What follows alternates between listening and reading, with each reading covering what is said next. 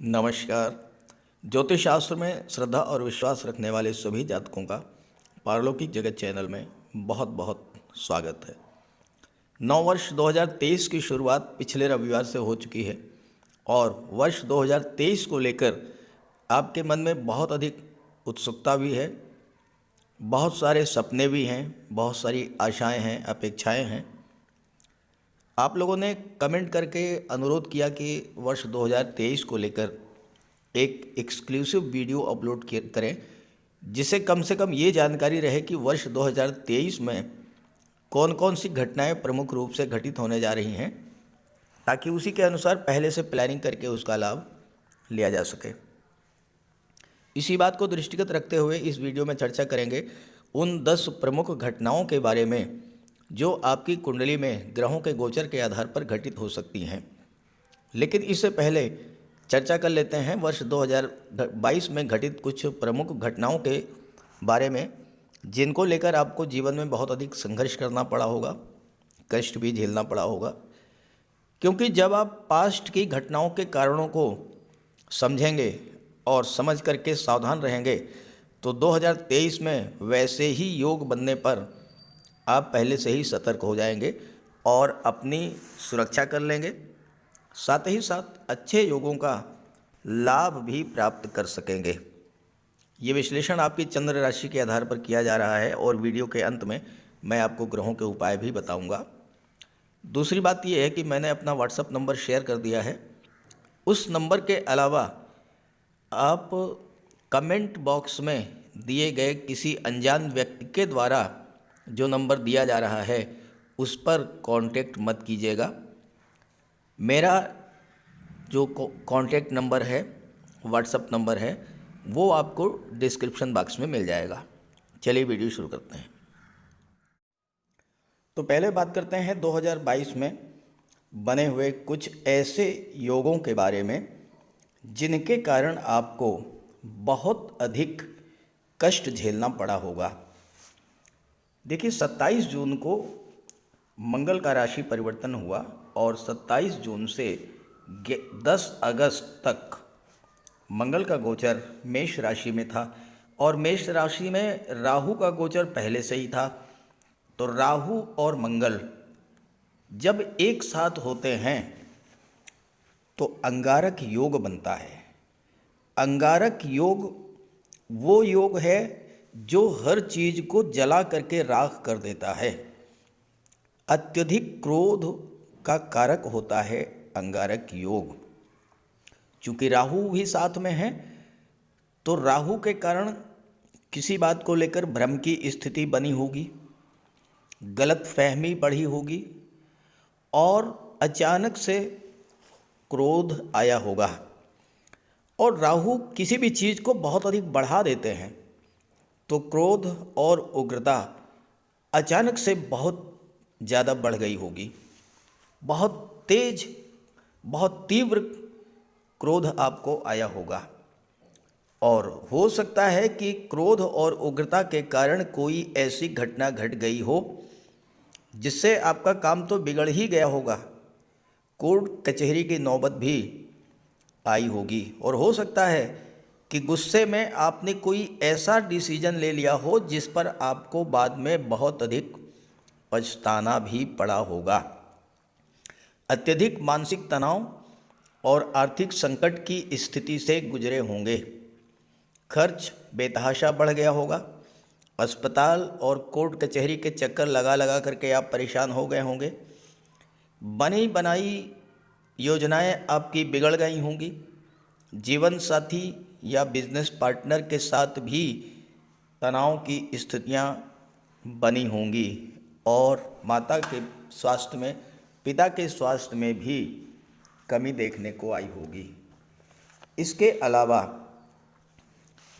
16 जनवरी को सूर्य का गोचर कर्क राशि में हुआ और 16 जुलाई से लेकर के 17 अगस्त तक सूर्य का गोचर कर्क राशि में था और शनि का गोचर मकर राशि में। सूर्य और शनि का दृष्टि संबंध बना।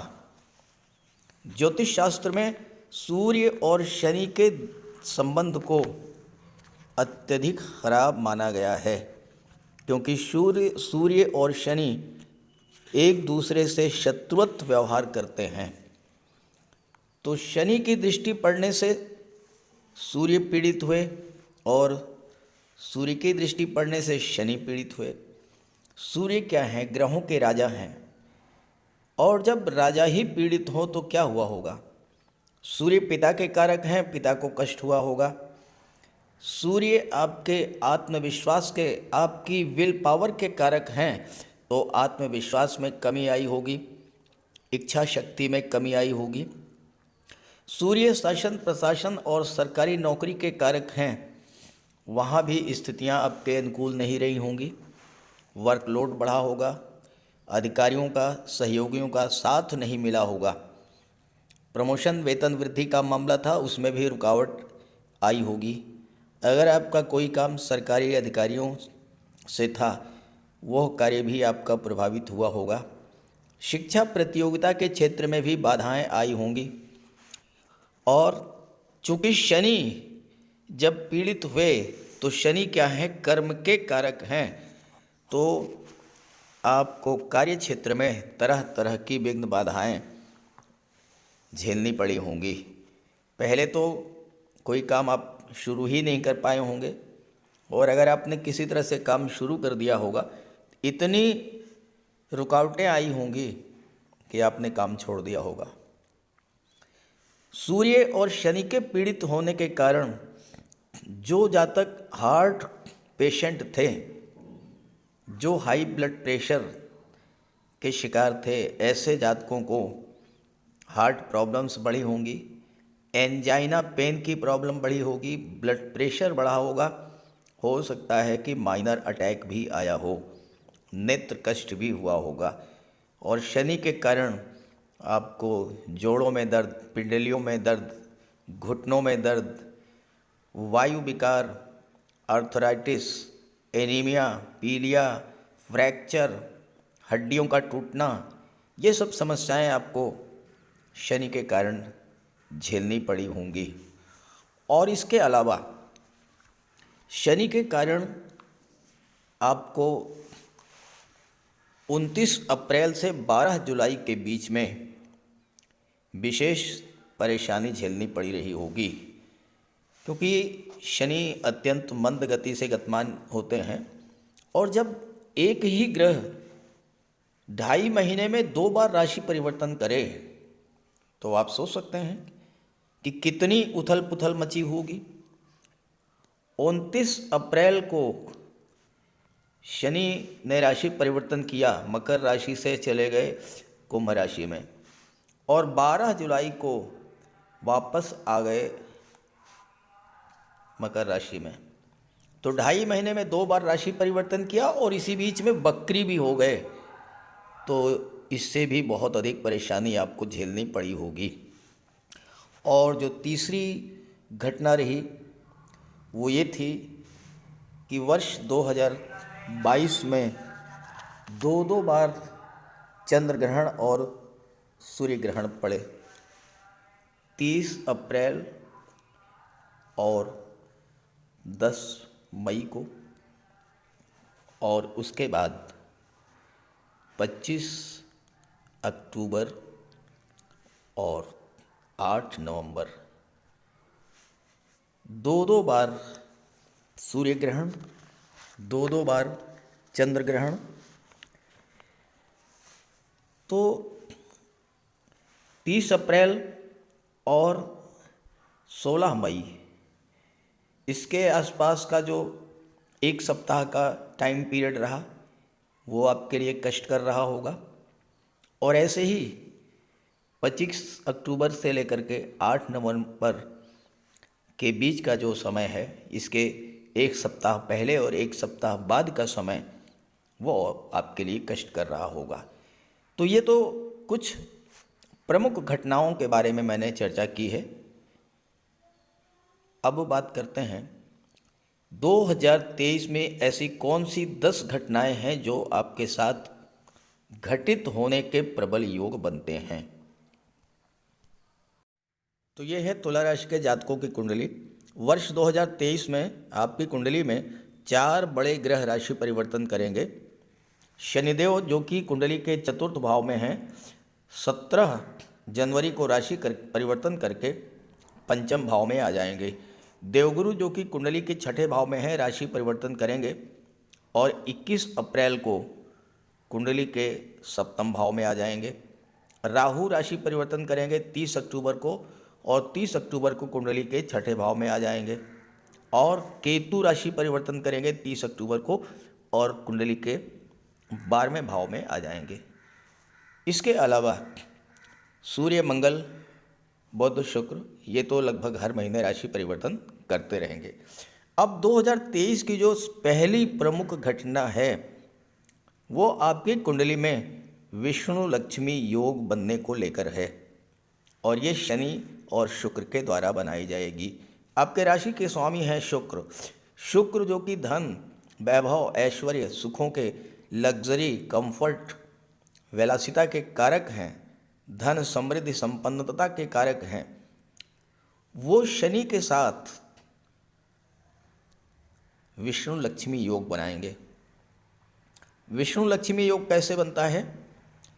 कुंडली में केंद्र के भाव का स्वामी त्रिकोण के भाव के स्वामी के साथ अगर युति बनाकर बैठे तो विष्णु लक्ष्मी योग बनेगा। देखिए, पहला भाव, चौथा भाव, 7वां और 10वां ये होते हैं केंद्र के भाव।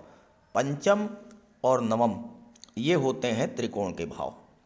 जब केंद्र त्रिकोण योग बनता है, विष्णु लक्ष्मी योग बनता है, तो अनायास ही धन, समृद्धि, संपन्नता की प्राप्ति होती है। विवाह के योग बनते हैं, प्रॉपर्टी खरीदने के योग बनते हैं, कार्य क्षेत्र में उन्नति होती है और हर प्रकार का लाभ प्राप्त होता है। देखिए, जनवरी में शनि और शुक्र का संबंध बनेगा। शनि और शुक्र एक साथ होंगे। यहाँ पर शनि पंचम भाव त्रिकोण के स्वामी हैं, शुक्र लग्न भाव केंद्र के भाव के स्वामी। तो केंद्र और त्रिकोण के स्वामी एक साथ रहेंगे चतुर्थ भाव में 17 जनवरी तक। इसके बाद शनि राशि परिवर्तन करेंगे, शुक्र भी राशि परिवर्तन करेंगे और आकर के पंचम भाव में फिर से विष्णु लक्ष्मी योग बनाएंगे।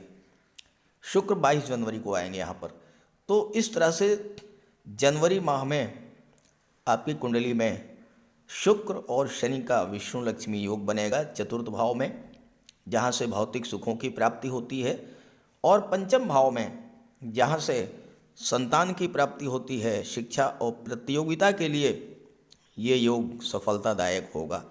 दूसरा जो प्रमुख योग बनेगा वह भी विष्णु लक्ष्मी योग ही बनेगा और ये जो विष्णु लक्ष्मी योग है ये शनि और बुध के द्वारा बनेगा।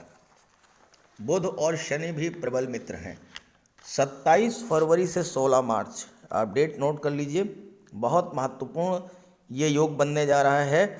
और ये जो राजयोग है ये छात्रों के लिए बहुत ही श्रेष्ठ रहेगा। बुध जो हैं वो कुंभ राशि में रहेंगे 27/2 से 16 मार्च तक। शनि और बुध, मरकरी और सैटर्न। देखिए, बुध यहाँ पर त्रिकोण के स्वामी, नवम भाव के स्वामी हैं। शनि चतुर्थ भाव केंद्र के भाव के स्वामी हैं। केंद्र के भाव के स्वामी और त्रिकोण भाव के स्वामी जब दोनों एक साथ होंगे 27/2 से 16/3 ये जो समय है ये विष्णु लक्ष्मी योग बनेगा। शनि और बुध की दृष्टि एकादश भाव, लाभ के भाव पर पड़ेगी। ये जो समय है छात्रों के लिए बहुत अच्छा रहेगा, संतान की प्राप्ति के लिए बहुत अच्छा रहेगा, धन लाभ के लिए बहुत अच्छा रहेगा। खास करके वो जातक जो बुध से संबंधित कार्य करते हैं, शिक्षक हैं, वकालत का क्षेत्र है, काउंसलर हैं, बैंकिंग सर्विसेज से जुड़े हैं, फाइनेंस सेक्टर या फिर आईटी सेक्टर, कंप्यूटर कम्युनिकेशन या मैनेजमेंट से जुड़े हैं, शेयर मार्केट या इंश्योरेंस के क्षेत्र से, डाटा एनालिसिस के क्षेत्र से, ऑडिटिंग के क्षेत्र से, इन सब क्षेत्र के जातकों के लिए धन प्राप्ति का प्रबल योग बनेगा।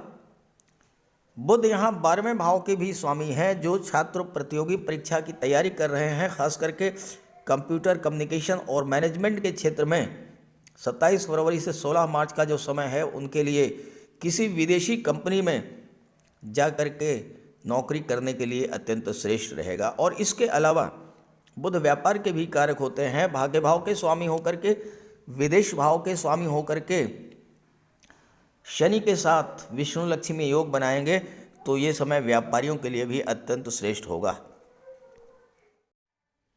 अब मैं आपको दो ऐसी घटनाओं के बारे में बताऊंगा जिसको लेकर आपको विशेष सावधान रहना होगा।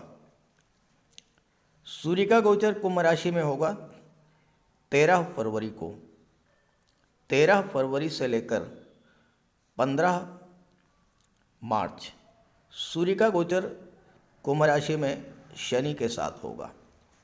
शनि और सूर्य एक दूसरे के प्रबल शत्रु हैं, और जब दोनों की युति बनती है तो वह समय विशेष कष्टकारी होता है।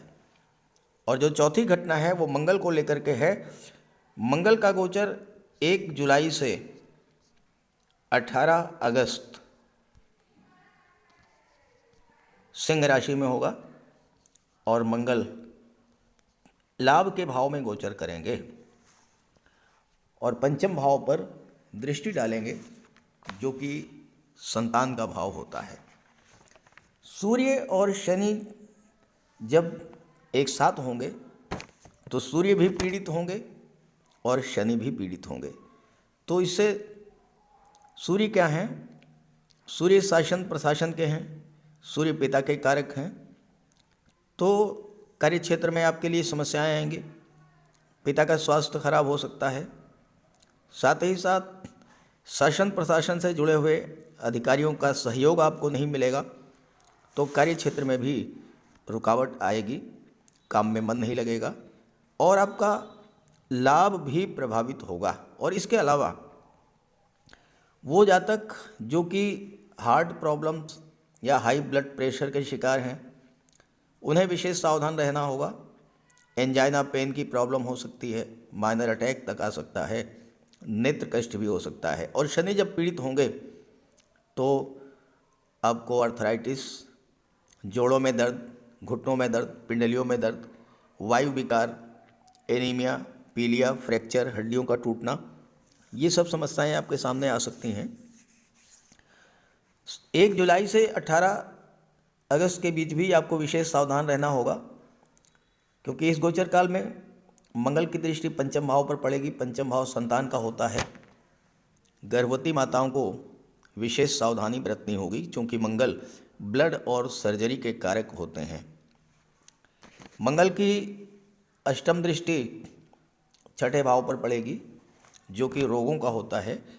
तो मंगल के कारण पहली बात तो यह है कि मंगल द्वितीय भाव के स्वामी भी हैं, और मंगल की दृष्टि वाणी के भाव पर पड़ेगी, चौथी दृष्टि, 1 2 3 4।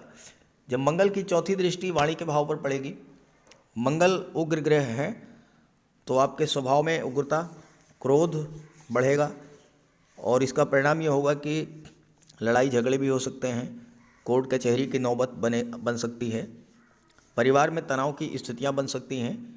और चूंकि मंगल की दृष्टि छठे भाव पर पड़ रही है, तो चोट चपेट, एक्सीडेंट की घटनाएं भी घटित हो सकती हैं, बुखार की शिकायत हो सकती है, पथरी गुर्दे में बन सकती है, या फिर आर्थराइटिस की प्रॉब्लम भी हो सकती है। तो ये जो 2 कालखंड हैं, 13 फरवरी से 15 मार्च और 1 जुलाई से 18/8, यहाँ पर आपको विशेष सावधानी बरतनी पड़ेगी। बजरंग बली की शरण में चले जाइए, हनुमान चालीसा का पाठ करते रहिए, बजरंग बाण का पाठ कीजिए, हनुमान जी को चोला अर्पित कीजिए, और शनि के उपाय करते रहिए, मंगल के उपाय कीजिए, सूर्य के उपाय कीजिए, तो आपको राहत मिलेगी। अब आप कहेंगे कि मैं आपको डरा रहा हूँ। ऐसा नहीं है, मैं केवल आपको सावधान कर रहा हूँ, और हो सकता है कि ऐसी कोई घटना आपके साथ ना घटे अगर आपने शनिदेव का, मंगल देव का या सूर्य देव का उपाय कर लिया तो ऐसा कुछ भी नहीं होगा। हाँ, ये है कि अगर आपके जीवन में शनि, मंगल या सूर्य की महादशा या अंतर्दशा गतिमान है तो आपको ज़रूर सावधान रहना पड़ेगा। चलिए अब कुछ बात कर लेते हैं कुछ अच्छी घटनाओं के बारे में जो कि आपके धन, आपके विवाह और संतान से संबंध रखती हैं। देखिए, ज्योतिष शास्त्र में धन का कारक, विवाह का कारक और संतान का कारक देवगुरु बृहस्पति और शुक्र को माना गया है। जब भी देवगुरु और शुक्र का संबंध बनता है, यानी गुरु और शुक्र साथ में हों, एक दूसरे से त्रिकोण पर हों या दृष्टि संबंध बने या फिर परिवर्तन योग बने, तो उस स्थिति में गुरु और शुक्र बहुत अच्छा रिजल्ट देते हैं। तो आप टाइम नोट कीजिए, 15 फरवरी से 12 मार्च, 15 फरवरी से 12 मार्च शुक्र का गोचर मीन राशि में होगा। गुरु और शुक्र की यहाँ पर युति बनेगी और धन प्राप्ति के, संतान प्राप्ति के, विवाह के योग बनेंगे। और चूंकि शुक्र की दृष्टि विदेश भाव पर पड़ेगी, विदेशी व्यापार के लिए भी ये समय बहुत अच्छा रहेगा। विदेशी व्यापार में लाभ होगा, नए व्यापारिक अनुबंध बना सकते हैं। साथ ही साथ आपके घर में कोई धार्मिक या मांगलिक आयोजन भी हो सकता है, शादी ब्याह, बच्चे का जन्मोत्सव या पूजा पाठ, ये सब भी हो सकता है। और इसके अलावा जो अगली डेट है वो आप नोट कीजिए, 7 जुलाई से और 7 अगस्त शुक्र का गोचर सिंह राशि में लाभ के भाव में होगा और देवगुरु राशि परिवर्तन करके कुंडली के सप्तम भाव में आ चुके होंगे। तो जो 7 जुलाई से 7 अगस्त का समय है, ये आपके लिए धन प्राप्ति की दृष्टि से, विवाह की दृष्टि से, संतान की दृष्टि से बहुत ही अच्छा होगा। गुरु सप्तम भाव में है जो कि विवाह का, दाम्पत्य सुखों का होता है, और शुक्र लाभ के भाव में है। देवगुरु से शुक्र त्रिकोण पर होंगे, 1 2 3 4 5। गुरु से पंचम पर हैं शुक्र और शुक्र से नवम पर हैं गुरु। तो दोनों ही ग्रह एक्टिवेट होंगे, एक दूसरे को बल प्रदान करेंगे। आपकी किसी पुरानी इच्छा को पूरा करने का ये समय बहुत ही उपयुक्त होगा, चूँकि 11वां भाव आपकी इच्छाओं का, आपके सपनों का होता है। तो इस समय आपकी कोई पुरानी इच्छा, बच्चों का शादी ब्याह, मकान बनवाना, वाहन खरीदना या इस तरह की कोई भी इच्छा आपकी पूरी होगी, क्योंकि इस समय शुक्र की सीधी दृष्टि जो है वो शनि पर भी पड़ेगी। तो वाहन खरीदने का भी प्रबल योग बनेगा। और जो तीसरी घटना है, तीसरा जो योग है गुरु और शुक्र का, वो बनेगा 30 नवंबर से और 25 दिसंबर के बीच। इस समय शुक्र का गोचर कुंडली में तुला राशि में होगा। यहाँ पर शुक्र मालव्य राजयोग का निर्माण करेंगे, केंद्र के भाव में है, अपनी ही राशि में है, और साथ ही साथ गुरु से सीधा दृष्टि संबंध बनेगा। मालव्य राजयोग धन का योग होता है, विवाह का योग होता है, सुख सुविधा, संपन्नता, समृद्धि, लग्जरी, कंफर्ट, इन सब का योग होता है। और ये सब चीज़ें आपको 30 नवंबर से 25/12 के बीच में प्राप्त करने का प्रबल योग बनेगा। और एक महत्वपूर्ण घटना, 6वीं घटना जो मैं आपको बताने जा रहा हूँ, वो आपके लव रिलेशंस, आपके दाम्पत्य सुखों को लेकर के है, और विशेष सावधानी बरतनी पड़ेगी अपने रिलेशंस को बचा करके रखने के लिए, घर परिवार में संबंधों को संभाल करके रखने के लिए। और वो समय है 3 अक्टूबर से लेकर के 16 नवंबर का। विशेष सावधानी बरतें, अपने परिवार को, अपने दाम्पत्य सुखों को, अपने लव रिलेशंस को संभाल करके रखें, वाणी पर विशेष नियंत्रण रखें, क्योंकि इस गोचर काल में मंगल का गोचर लग्न भाव में होगा और मंगल की सीधी दृष्टि राहु पर, राहु की दृष्टि मंगल पर। हालांकि ये स्थिति केवल 30/10 तक रहेगी, क्योंकि 30/10 के बाद राहु राशि परिवर्तन करके 6ठे भाव में आ जाएंगे। तो 30-10 तक आपको विशेष सावधानी बरतनी होगी, क्योंकि राहु क्या है? राहु है भ्रम, राहु है कन्फ्यूज़न, गलत फहमी पैदा करेंगे। और मंगल है क्रोध। राहु एक्सट्रीम को शो करते हैं। राहु किसी चीज़ को बहुत अधिक एक्सपेंड कर देते हैं, बढ़ा देते हैं। होगा क्या?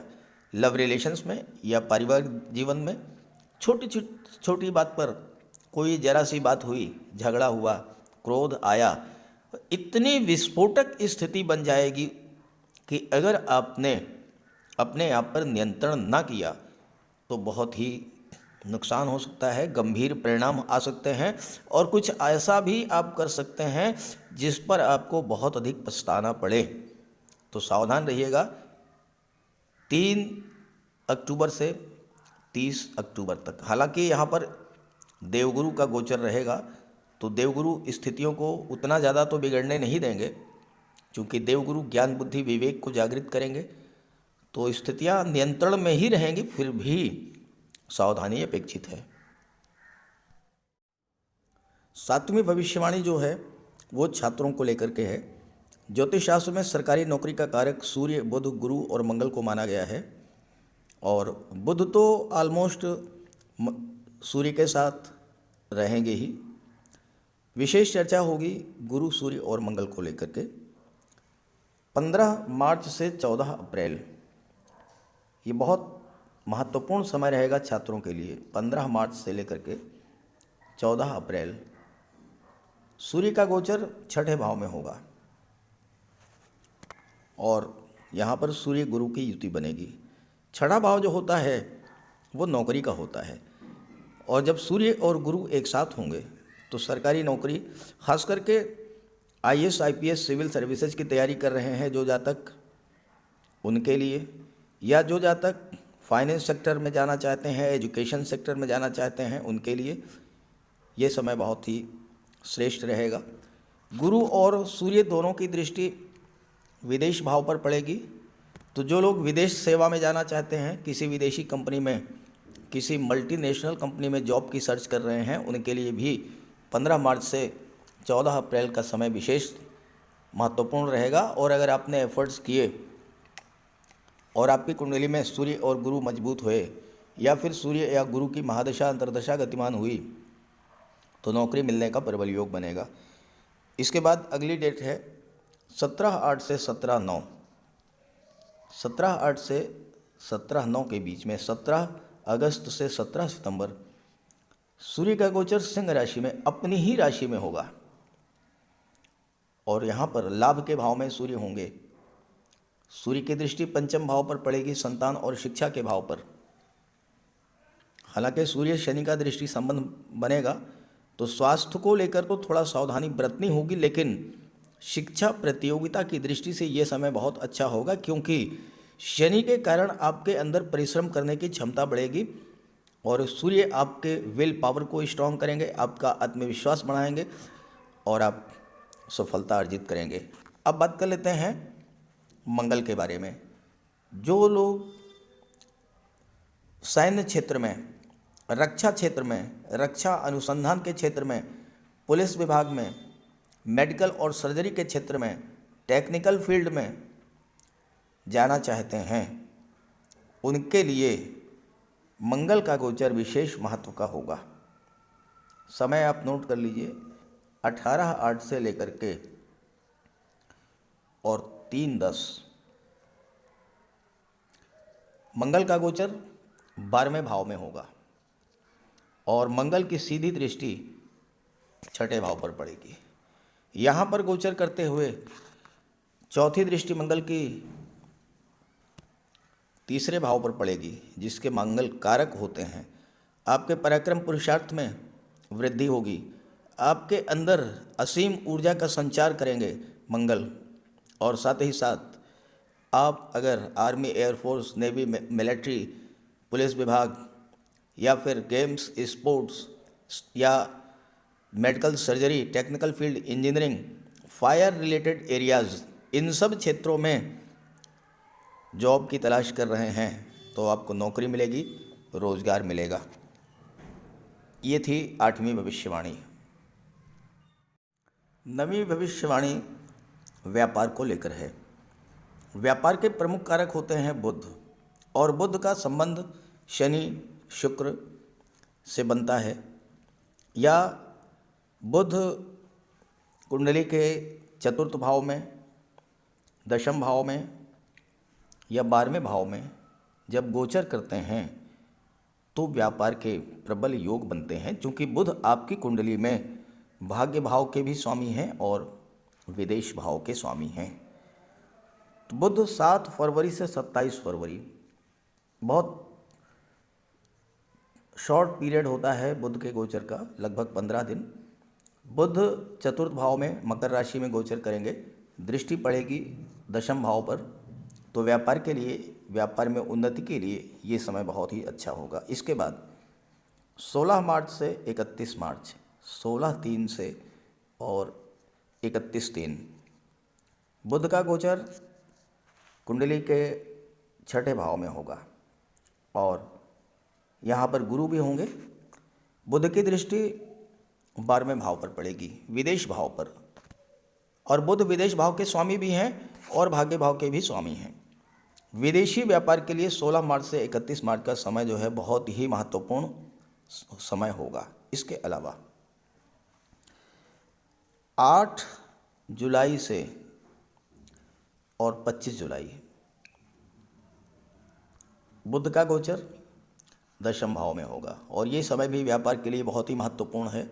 और इसके बाद 1 अक्टूबर से लेकर के और 19 अक्टूबर बुध का गोचर 12वें भाव में होगा, अपनी ही राशि कन्या राशि में, और ये समय विदेशी व्यापार, एक्सपोर्ट इंपोर्ट, इन सब के लिए अत्यंत श्रेष्ठ रहेगा। और अंतिम और 10वीं जो भविष्यवाणी है वो केतु और राहु को लेकर है। राहु 30 अक्टूबर को कुंडली के छठे भाव में आ जाएंगे और केतु 12वें भाव में आ जाएंगे। राहु आकस्मिकता के कारक हैं, और जब अकेले होते हैं तो उस भाव के स्वामी के रूप में कार्य करते हैं। तो राहु यहाँ पर छठे भाव के स्वामी के रूप में काम करेंगे और केतु 12वें भाव के स्वामी के रूप में कार्य करेंगे। राहु, केतु, शनि और मंगल ये कुंडली के छठे, 8वें और 12वें भाव में बहुत अच्छा रिजल्ट देते हैं। तो यहाँ पर जब छठे भाव में राहु गोचर करेंगे, आप स्वास्थ्य लाभ करेंगे, कोई कर्ज है वो उतर जाएगा, धन की प्राप्ति होगी विदेशों से। और केतु के प्रभाव से, चूँकि केतु धर्म, अध्यात्म और मोक्ष के कारक होते हैं, तो आपकी रुचि धर्म, अध्यात्म, मोक्ष में बढ़ेगी। आपके घर में कोई धार्मिक आयोजन, कोई पूजा पाठ भी इस गोचर काल में आप करेंगे। और साथ ही साथ केतु बुलंदी के कारक होते हैं। 12वां भाव विदेशी व्यापार का होता है, तो विदेश संबंधी कार्यों में भी आपको सफलता मिलेगी। इसके अलावा केतु मोक्ष के कारक होते हैं। मोक्ष का अर्थ होता है इच्छाओं की पूर्ति। तो इस समय नवंबर और दिसंबर में आपकी इच्छाओं की पूर्ति भी, आपका कोई पुराना सपना, कोई पुरानी इच्छा, वह भी केतु पूरा करने में सक्षम होंगे। लेकिन इसके लिए आपको ग्रहों का उपाय जरूर करना होगा। तो चलिए बात करते हैं ग्रहों के उपायों पर।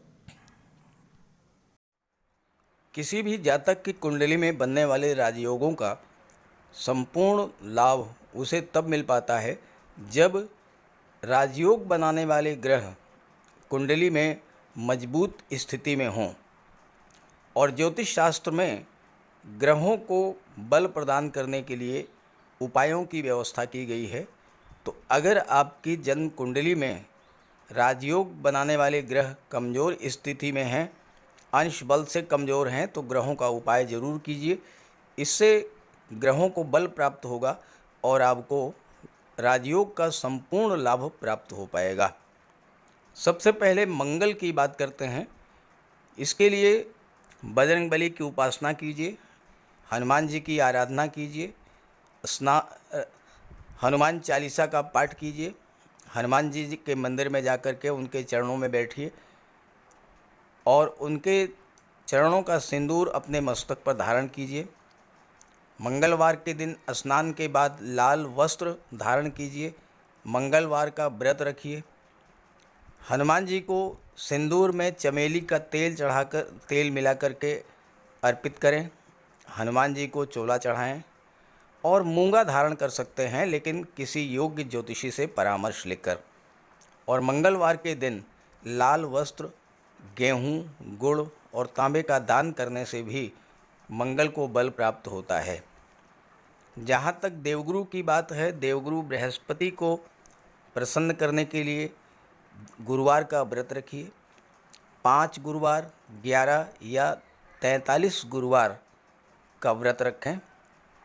घर में केले का एक वृक्ष लगा लें और उसकी सेवा करें। स्नान करते समय पानी में हल्दी या केसर मिलाकर स्नान करें और हल्दी या केसर का तिलक लगाएं। भूल करके भी गुरु, साधु संतों का, माता पिता का अपमान ना करें। माता पिता, गुरु और वृद्धों का सम्मान करें, उनकी सेवा करें और उनका आशीर्वाद प्राप्त करें। तोते को चने की दाल खिलाएं, इससे बुध और गुरु दोनों प्रसन्न होते हैं।